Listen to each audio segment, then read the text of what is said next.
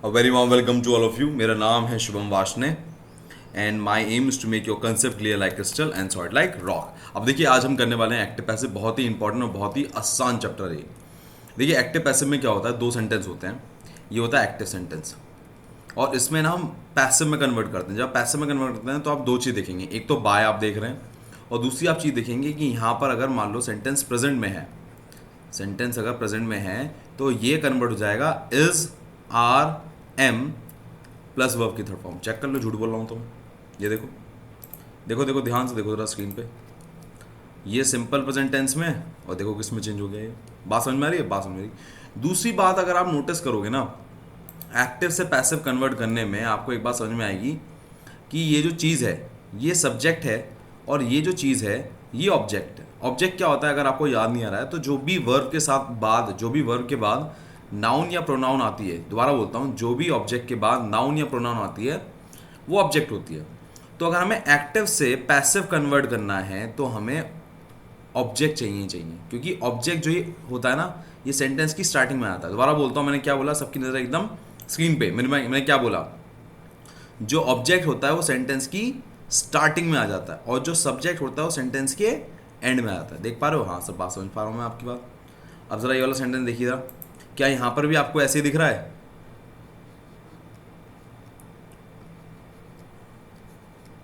जल्दी बताएं, क्या यहाँ पर हमारे पास हैन जो है सब्जेक्ट है? हाँ सर. और एग्स क्या है? ऑब्जेक्ट है. तो इसका मतलब सेंटेंस क्या बनेगा? Eggs are laid by hens. बात समझ में आ रही है? तीन क्लू हमारे पास क्या है एक्टिव से पैसिव कन्वर्ट होने के. तीन क्लू क्या है एक्टिव से पैसिव कन्वर्ट होने के? पहला कि सेंटेंस में बाय होगा. दूसरा क्लू क्या है हमारे पास दूसरा क्लू है सब्जेक्ट ऑब्जेक्ट बन जाएगा और ऑब्जेक्ट सब्जेक्ट बन जाएगा. याद है आपको? ये देखिए यहाँ पर देखिए एग कहाँ है? ऑब्जेक्ट है. देखिए, और यहाँ पर एग क्या आ गया है? सब्जेक्ट बन गया है. समझ में आ रही है? हाँ सब बिल्कुल समझ में आ रही है, बिल्कुल क्लियर है. ऐसी तरह ये वाला सेंटेंस देखिए, ध्यान से देखिए. Birds build nest, nest are build by birds. बात समझ में आ रही है? सब समझ में आ रहा है? इतना मुझे समझ में आ गया, मतलब मुझे एक बात क्लियर हो गई है. अगर एक्टिव सेंटेंस में सब्जेक्ट वर्ब ऑब्जेक्ट नहीं होगा तो सेंटेंस पैसिव में कन्वर्ट होगा ही नहीं. क्लियर है? और अगर हमें पैसिव में कन्वर्ट करना है तो जो ऑब्जेक्ट है वो आगे आ जाएगा, फिर वर्ब आ जाएगी, फिर वर्ब की थर्ड फॉर्म आ जाएगी और फिर सब्जेक्ट आ जाएगा बाय लगा के. क्लियर है? हाँ सर. देखो सर यहाँ पर भी ऐसे ही है. देखो ये रहा सेंटेंस और इसका आंसर ये रहा. इसमें ऐसे ही हो रहा है सर. सब बात मुझे एकदम क्लियरली समझ में आ रही है, बहुत अच्छे समझ में आ रही है, बहुत अच्छे से. ठीक है, चलो अब यहाँ से हम आगे लेते हैं, थोड़ा ना टिपिकल करते हैं और टिपिकल करते हैं, घुमा के रखते हैं ना, आप कंफ्यूज जाओगे. ज़रा यहाँ पर देखो, यहाँ पर आपको यही फॉर्मूला देखो फॉलो होते दिख रहा होगा. देख रहे हो आप? यहाँ पर देखो, आप देख पा रहे हो? चेक करो ज़रा. हाँ सर ऐसे ही हो रहा है. और देखो पैसिव वॉइस में क्या हो गया, जो पढ़ाया था वही हो रहा है. हाँ सर हो रहा है, बिल्कुल हो रहा है सर.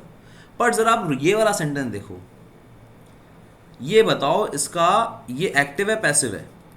मैं गारंटी से बोल रहा हूँ आप में से 90% लोग आप ये कहेंगे कि सर ये एक्टिव सेंटेंस है. और आप कहेंगे सर इसमें एक्टिव तो है बट ऑब्जेक्ट गायब है. और मैं पता है क्या कहूँगा, ये पैसिव सेंटेंस है. मुझे कैसे पता लगा? देखिए पहला क्लू क्या था? बाय. क्या बाय है? नहीं है, बाय नहीं है यहाँ पर. दूसरा क्लू क्या है?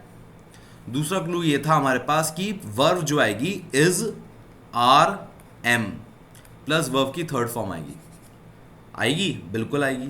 यहां पर है, हाँ है ना सर, यही तो क्लू था. इसी बात से मुझे पता लगा पैसिव वॉइस है ये. इस बात की गारंटी नहीं है कि बाय आएगा ही आएगा, इस बात की कोई गारंटी नहीं है. मैं अभी आपको और बताऊंगा, ठीक है ना? इस बात की कोई गारंटी नहीं. आप हमेशा चेक करेंगे कि is are am plus verb की थर्ड फॉर्म आएगी. सर इज आर एम की वर्ब की थर्ड फॉर्म आएगी, मैं आपकी बात मान रहा हूँ, मेरी बात ध्यान सुनिएगा. आप मेरी बात मान लोगे, सर इज आर एम की वर्ब की थर्ड फॉर्म आएगी, बट ठीक है. पर सर हमने टेंसेस में भी तो कुछ ऐसे ही पढ़ा था. जब भी आपने टेंसेस में पढ़ा था तो आपने पढ़ा था is are am plus verb की फर्स्ट फॉर्म प्लस आईएनजी. आपने ये पढ़ा था. आपको याद आ रहा है? हाँ सर मुझे याद आ रहा है, बिल्कुल याद आ रहा है अच्छे से. हाँ सर बिल्कुल आ रहा है. सर डायरेक्ट इनडायरेक्ट में भी हमने कुछ पढ़ा था. हमने पढ़ा था कि जो चीज़ सिंपल प्रेजेंट में होती है वो पास्ट में कन्वर्ट हो जाती है. यहाँ पर क्या हो रहा है, जो चीज़ प्रेजेंट में है वो प्रेजेंट में ही रह रही है. ध्यान से देखिए मैं क्या बोल रहा हूँ.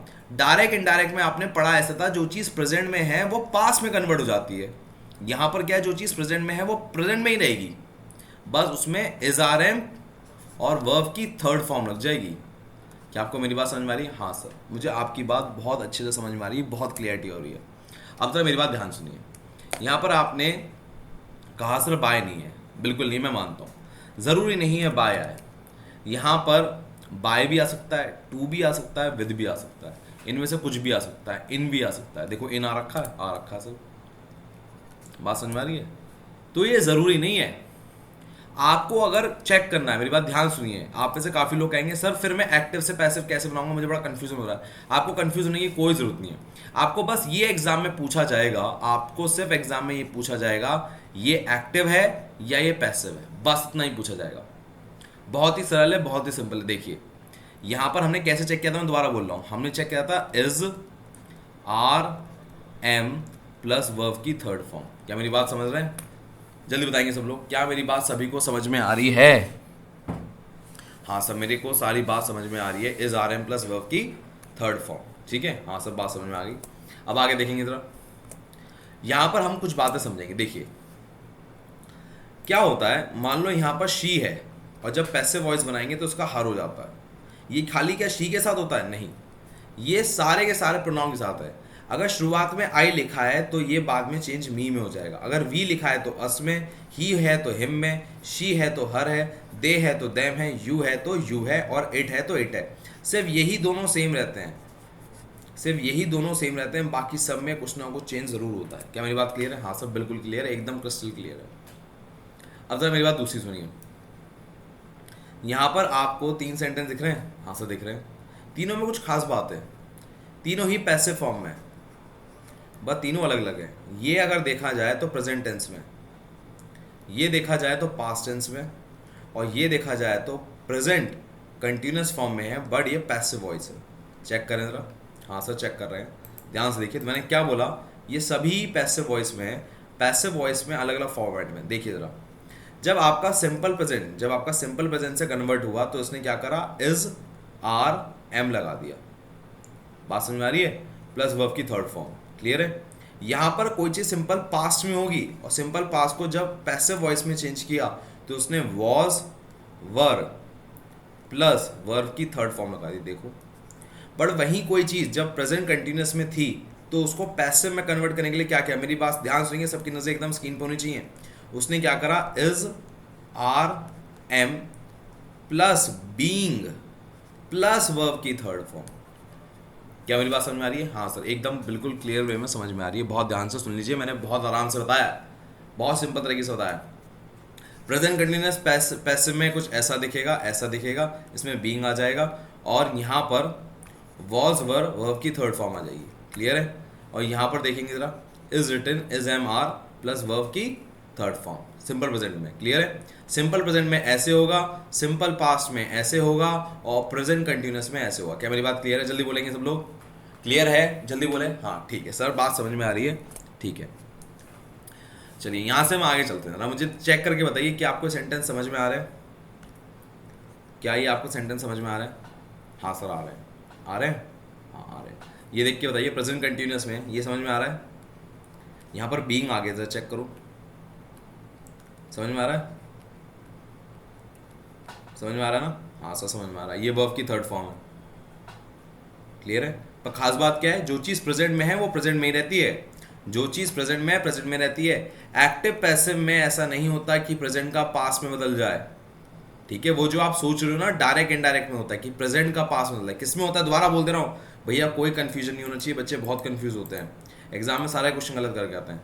एक्टिव पैसिव में क्या होता है, प्रेजेंट का प्रेजेंट में ही रहता है, वहीं डायरेक्ट इनडायरेक्ट में क्या होता है, प्रेजेंट का पास्ट में कन्वर्ट हो जाता है। क्लियर है ना?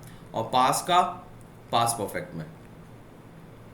क्लियर है? यहां पर ऐसा नहीं है मेरी जान। क्लियर है? एक बार फिर से देख लें जरा, सेंटेंस पढ़ के देख लें, समझ में आ रहा है? आ रहा है सर, ठीक है।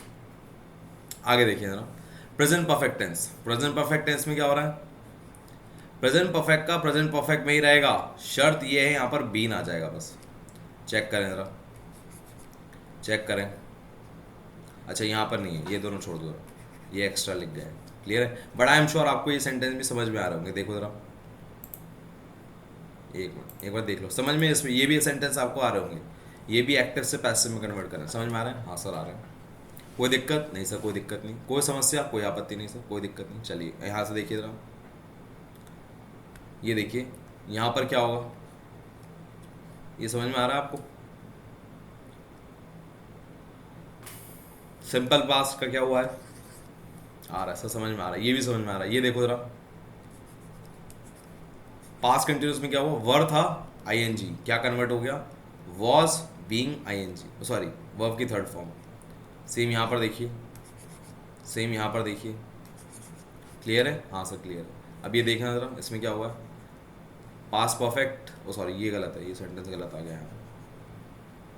पास्ट परफेक्ट क्या हुआ यहाँ पर, had plus been plus verb की थर्ड फॉर्म, हैड मिस का, क्लियर है? बात समझ में आ रही है? आ रही है सर, एकदम क्लियरली समझ में आ रही है।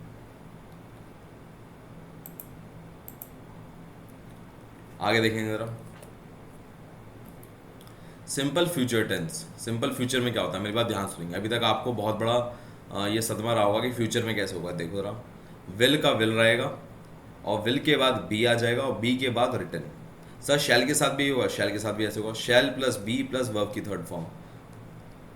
समझ रहे मेरी बात? जल्दी बताएं। कई लोग मुझसे पूछते हैं सर शैल में भी ऐसे होता है, हाँ शैल में भी ऐसे होता है, ठीक है ना। चलिए यहाँ तक वही बात। फ्यूचर परफेक्ट में देखिए, फ्यूचर परफेक्ट में विल नॉट हैव, फिर बीन आ जाएगा। देखो विल नॉट हैव बीन, जरा ध्यान से, सबकी नज़र स्क्रीन पे होनी चाहिए, नज़र स्क्रीन से हटी दुर्घटना घटी, सबकी नज़र स्क्रीन पे देखिए जरा, विल हैव, फिर यहाँ पर बीन आ गया, फिर वर्ब की थर्ड फॉर्म। देख पा रहे हैं आप? देख भाई क्लियर है? हाँ सर क्लियर है, बहुत अच्छे से क्लियर है। अब हम ज़रा क्वेश्चंस पे आते हैं, कुछ ज़्यादा लंबा था नहीं, आई थिंक आपको क्लियर हो गया होगा।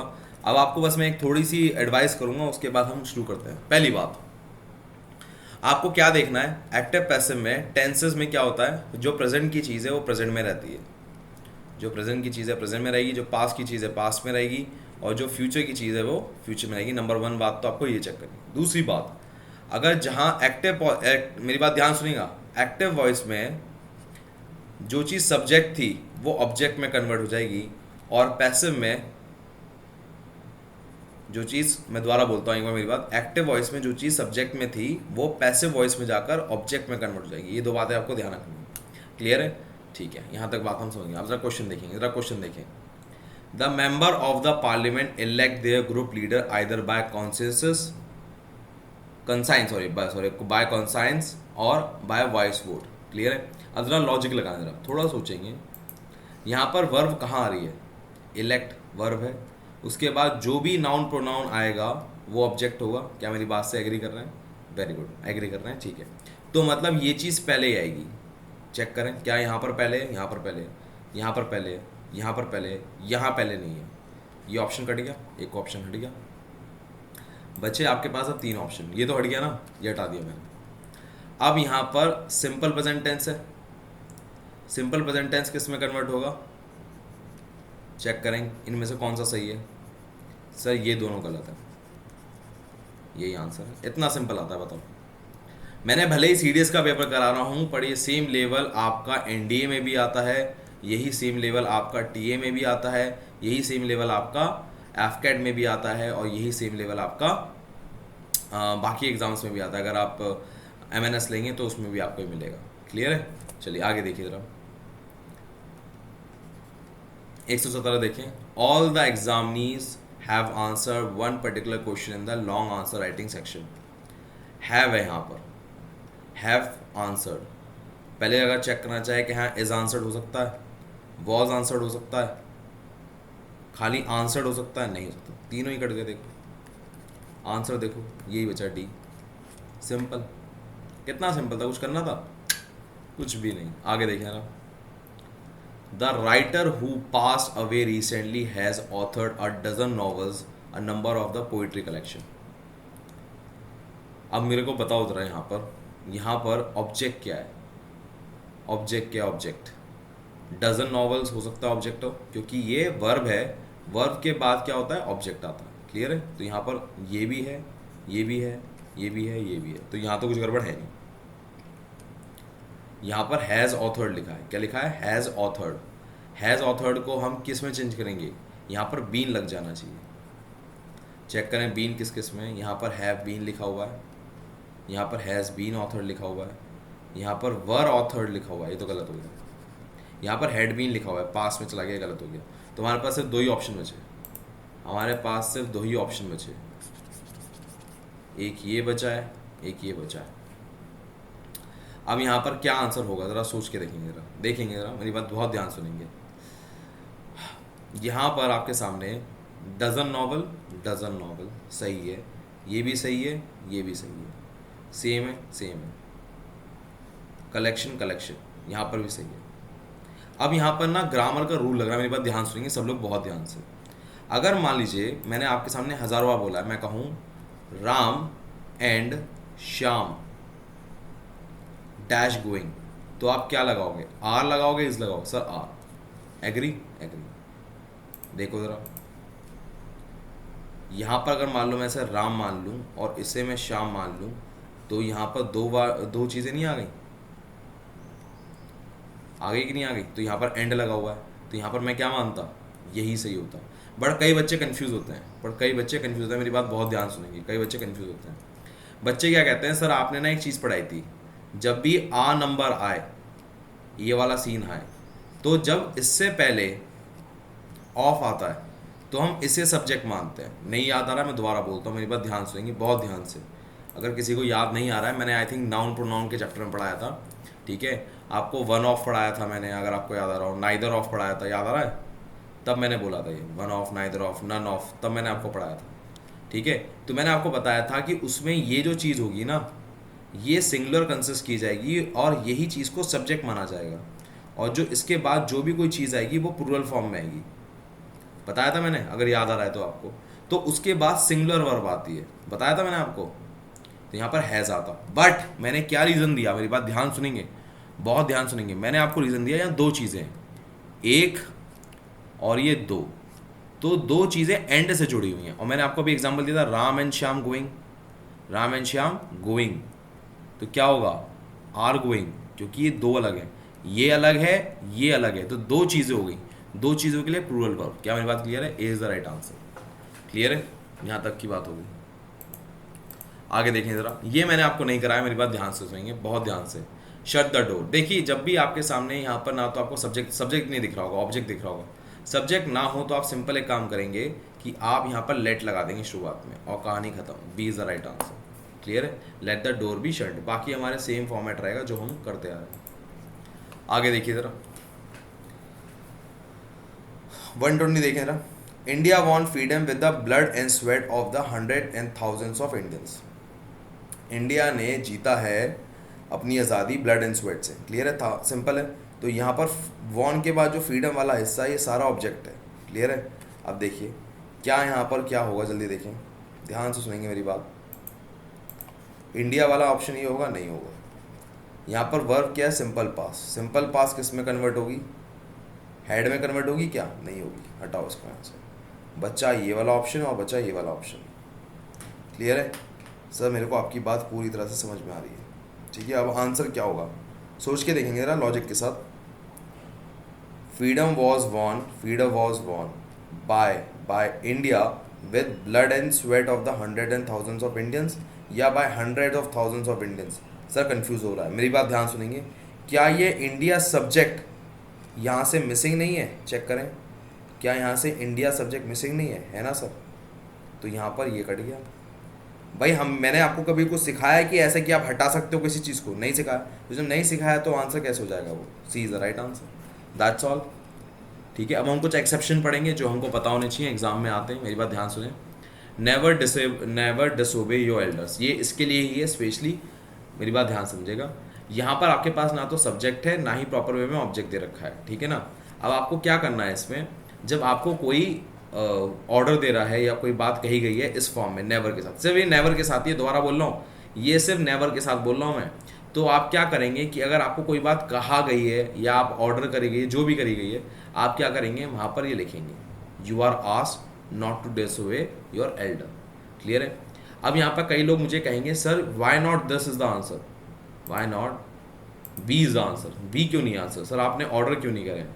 देखिए जब आप ये ना ऑर्डर नहीं हो सकता, कोई बड़ा छोटे को समझा रहा होगा, कोई बड़ा छोटे को समझा रहा होगा, तो यहाँ समझाने के सेंस में है भाई, ऑर्डर देते हो ना, बॉस देता है बच्चे, बॉस देता है अपने एम्प्लॉय को ऑर्डर, ठीक है ना, तो यहाँ बॉस हो ना ऑर्डर दे रहा है, यहाँ तो मम्मी पापा समझा रहे होंगे। क्लियर है, इसलिए फर्स्ट आंसर। क्लियर है, आगे देखिए, the students were listening to the teacher, the students were listening to the teacher, यहाँ पर जो टीचर है, ठीक है, ये जो टीचर है यहाँ पर ध्यान से देखिए, ये यहाँ पर ऑब्जेक्ट है आपके अकॉर्डिंग, जल्दी बताएं, क्योंकि भैया जो इसके बाद कोई चीज़ आई है लिसनिंग के, मतलब वर्ब के बाद जो भी चीज़ आएगी वो ऑब्जेक्ट है। क्लियर है, तो ये बात तो यहाँ पर आगे सीधे यहाँ पर टीचर यहाँ पीछे आ गया। क्लियर है, अब ये क्या है, वर्ब लिसनिंग, क्या आप देख रहे हैं, वर्ब लिसनिंग, वर्ब लिसनिंग में आप ज़रा सोच के देखें, यहाँ पर अगर लिसनिंग आ रहा था तो बीइंग आना चाहिए था कि नहीं आना चाहिए था, आप कहते हैं हाँ सर बीइंग आना चाहिए था, पढ़ने में से किसी ऑप्शन में बीइंग सही नहीं, बीइंग है ही नहीं, बीइंग है ही नहीं, एग्री नहीं है, तो इसमें हम कैसे पता लगाएं सही आंसर है। देखिए, क्या पास्ट का प्रेजेंट में कन्वर्ट हो सकता है, नहीं, तो ये तो आंसर बिल्कुल नहीं होगा। क्या पास्ट में सिंपल पास्ट कंटिन्यूस है, क्या पास्ट कंटिन्यूस को आप सिंपल पास्ट में बदल सकते हैं, नहीं, ये भी नहीं हो सकता, ये भी गया, ये भी गया। क्या वॉज लिसनिंग का वॉज लिसनिंग ही रहेगा, नहीं, ये भी नहीं हो सकता। तो लास्ट में ऑप्शन बचा ये वाला, ये हमने एलिमिनेशन से किया। क्या मेरी बात समझ में आ रही है, ठीक है, ये एग्जाम में कई बार ऐसी बदतमीजी कर देते हैं, ये आपको पता होनी चाहिए। क्लियर है, अब जरा मेरी बात ध्यान सुनिए, अगले क्वेश्चन में सबकी नजरें एकदम स्क्रीन पर रहेंगी। मैंने क्या बोला है, पहले मैं चलो ये वाला ब्रीफ कर दे रहा हूँ एक बार। मैंने क्या किया, मुझे पता था अगर इसको चेंज होना है तो ये ऐसे चेंज होगा, वर्ब बीइंग लिसन, ऐसे कुछ चेंज होगा, या वॉज, दोनों में से कुछ भी, ठीक है ना, जो भी आएगा। अब यहाँ पर क्या इसमें चेंज हुआ, नहीं हुआ, ये तो प्रेजेंट में, तो ये तो गलत हो गया। ये सिंपल पास्ट में कन्वर्ट कर दिया, ये भी गलत है। यहाँ पर तो कुछ चेंज करा ही नहीं है, तो ये तो गलत है ही। और यहाँ पर क्या है, वॉज लिसन, ये नियर बाय है पैसिव के, और यही ऑप्शन बचा तुम्हारा, यही आंसर है।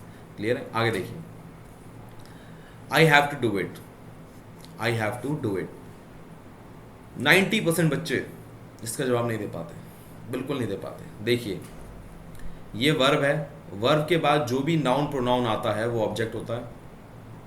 ये क्या है, इट, तो इट का इट ही रहता है, याद आ रहा होगा आपको, मैंने कराया भी है, मैंने आपको बताया था इट का इट ही रहता है। ये देखिए,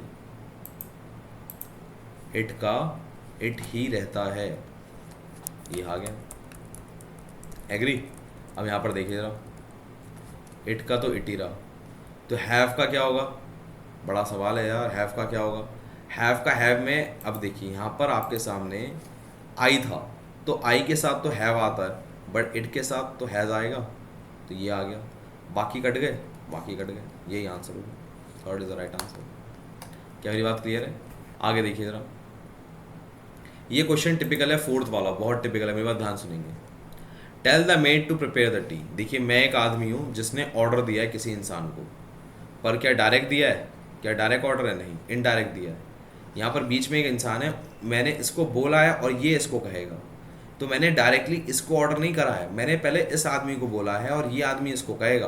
क्लियर है, तो मैंने एक्चुअली आस्ट करा है, ठीक है ना, ना एडवाइस करी है, ना सेड करा है, ना ऑर्डर किया है, बाकी आपके सामने सेम है।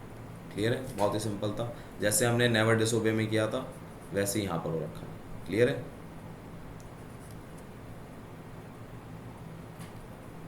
क्लियर, आगे देखेंगे जरा,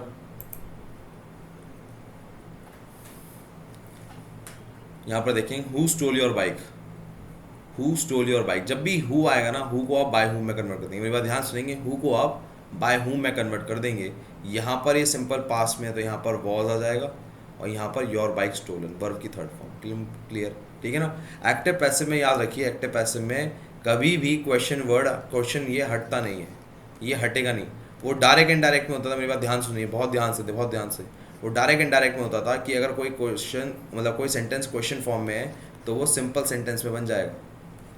यहाँ पर ऐसा नहीं होता है, तो राइट आंसर सेकंड हुआ, यहाँ पर आपके पास बन जाए। तो मैं आपसे देता हूँ विदा, Jai Hind, take care, thank you. ये आपका पूरा एक्टिव पैसिव था, आपको आई थिंक समझ में आ गया होगा, बहुत ही क्लियर वे में, बहुत सिंपल वे में मैंने आपको समझाया। बाकी आप क्वेश्चंस लगाइए, आपको और क्लियरिटी आएगी। ठीक है, चलिए मिलते हैं आपसे अगले लेक्चर में।